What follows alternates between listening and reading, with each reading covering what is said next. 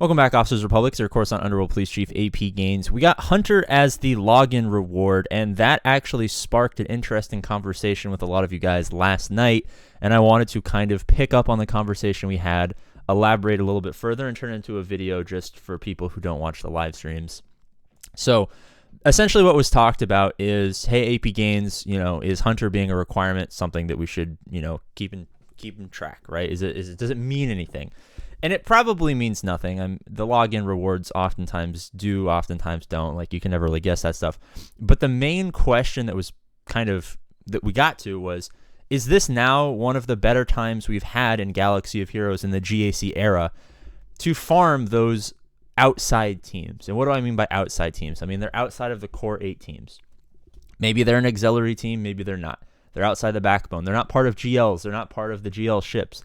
They kind of just exist outside. And now, while Bad Batch is technically a requirement for Lord Vader and a team that you need to farm for Lord Vader, there are other examples of these outside teams. The Mandalorians, if you have Maul. I know everyone's been talking about the Inquisitors. I'll slot them in there too. Even picking up stuff like your normal Imperial troopers, maybe a couple of improvements to Qui-Gon, right? Maybe you put together a second Imperial trooper team for Iden in your downtime. I think this is a really good time with how the meta is not shifting, especially with everyone's favorite thing in the entire world, Datacrons, right? Like, since this has switched to being slower, you get them less. There's a lot less of them. They're impactful, but they're not like crazy impactful. I think this current set actually is going to be super impactful with the turn meter for dark side characters on special. I think this is definitely going to be one of those things that advantages players who farm a lot of these up. So my current conquest strategy is literally just like, maybe I'll finish conquest through Sector 5 just to have done it, but I'm just going to grind out as many of these dark side turn meter Datacrons as I have dark side teams that are Relic 3 and slap those around. But I think this is a really good kind of catch-up time. Now, CG always talks about catch-up mechanics. When they added accelerated rate and kind of added core gear to the challenges and not really much else, right? They tried to make a change to the shipments, and then I don't even want to get on a tangent because I'm about to say so many bad words. They re-brought up the gear changes, right? They re-brought up the gear changes like they were going to do anything about it, and still have never either come back to it. I feel like they did that on purpose just to stoke the fire. I feel like they had like an office bet where they're like, hey, if we mention that the gear changes are going to come soon, how long before they forget? Because like this game just fucking sucks or something like that. I don't know. But I think that this is the absolute best time that we've had in a very long time to fill out those teams. So what I'm doing, and what I recommended to people on stream, oh, hi puppy, my dog wants to say hi.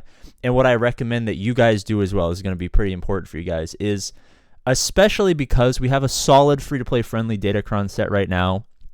You need Relic 3 dark side characters.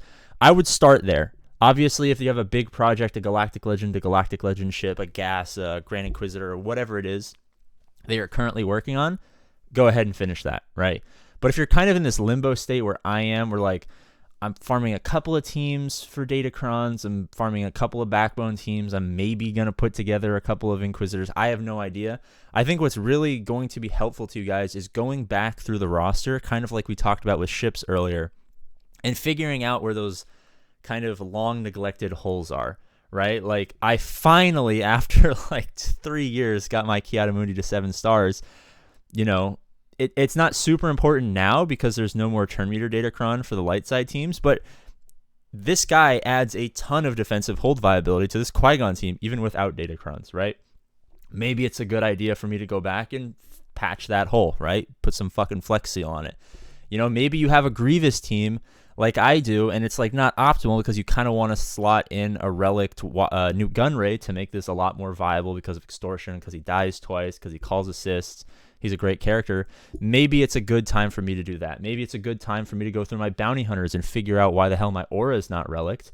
Because if I can relic this aura, unlike I wasn't able to use a 25% turn meter Datacron here, which would have drastically helped the number of teams that you can either obviously outright beat or characters on powerful teams that you can snipe, right? It might be a great idea for me to go back and relic this Aura Sing because I know that we're doing a ton of special abilities because of Bosk, and I know it's going to be super beneficial to get turns out so that I can snipe. And then even after I've sniped like Gas or Darth Revan or Malgus or Cat or whatever, well, I guess it wouldn't work for Cat because there's no Terminator in JMK, but kind of hear me out here. It might be good to keep ramping up that speed, to keep the pressure going, right? And it doesn't even have to be for Datacron purposes. Like, I have always wanted to relic my Traya and my Nihilus and my Scion because eventually it is nice to plug them in here, there, wherever.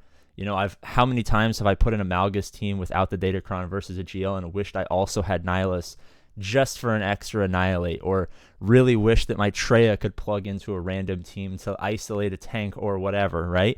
It could be a good idea to go back there. It could be a good idea to go back and actually bring up my Mara Jade.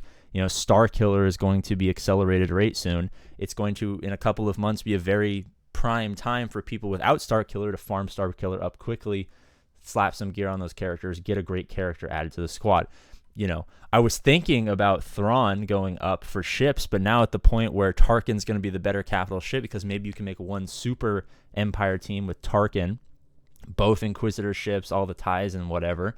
You know, maybe it's a good play to go there. Maybe it's a good play to stay efficient in some areas, go higher and stronger in other areas, and maybe I go Tarkin and Thrawn, you know, in 769 BC or whenever it is that I unlock the Grand Inquisitor so I can get a ship, right? I need to get talent up to R5 because this team requires 5 Sith, and I don't currently have Relic 5 Sith. Now, I know his Datacron's gone, but maybe even a Relic 3 Sith for some turn meter or whatever, right?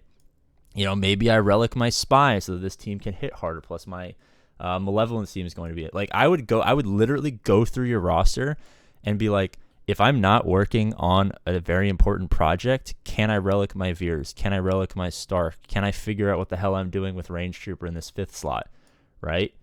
Can I add an Iden Versio relic to make this team hit a lot harder? Maybe it needs a stronger tank.